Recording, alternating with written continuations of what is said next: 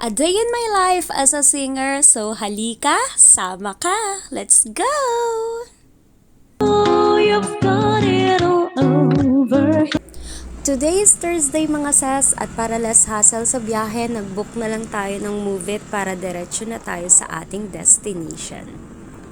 And for tonight's ganap mga ses, dito tayo ngayon sa Solaire Waterside.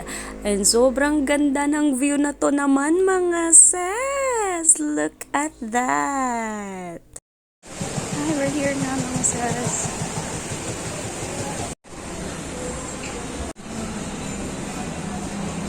At dahil madalas tayong dumarating sa gig ng walang makeup mga ses, so our first destination talaga is the comfort room. So shout out sa lahat ng mga mahilig sa CR dyan. Sa lahat ng mga CR ladies natin dyan. It's makeup time mga ses at hindi ko naiisa-isahin to dahil hindi naman tayo expert dito at may kanya-kanya naman tayong way ng pagmi-makeup kaya kayo na ang bahala, okay?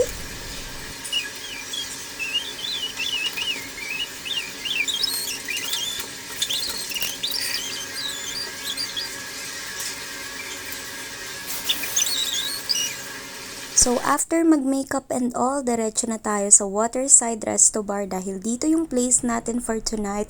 Sobrang ganda dito mga ses. Alam mo yung sobrang nakakasosyal. Yung pagpasok mo pa lang, parang automatic na magkaka-braces ka. You know, like, hey, can I order some bucket of beer? Tapos, pasamahan ng peanut. Uy, ano daw? Shout out to Sir Brian.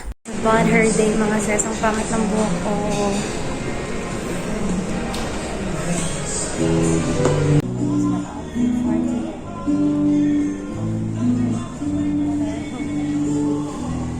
Ito nga pala yung view sa labas ng Waterside mga ses. Meron silang pa-pool dito.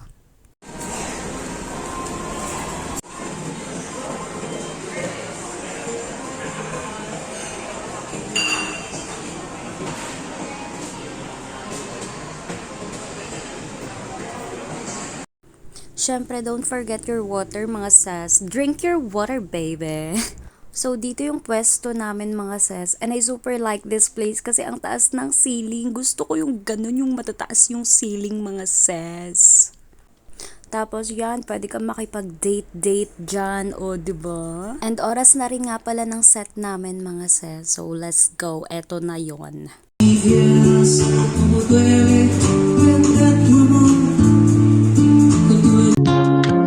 They call the clouds disappear. Put all your fears to rest. Who do I love the best? After ng set mga ses, oras na para magligpet-ligpet. Meron nga rin pala akong sarili kong mic mga ses dahil ayaw natin ang nakikishare ng lipstick at laway ng iba, diba? Hoy, ang arte!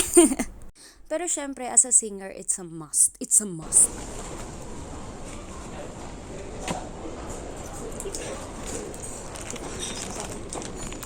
Time to go home na mga ses at gagawin din natin yung ginagawa ng iba na iiwan nila yung cellphone nila para mabidyohan yung pag-alis nila. Pero syempre, babalikan din nila yan, diba? O diba, parang syunga lang. Ano ba yan? Going home mga ses. Dito tayo dumaan sa likod. Sana bukas pa.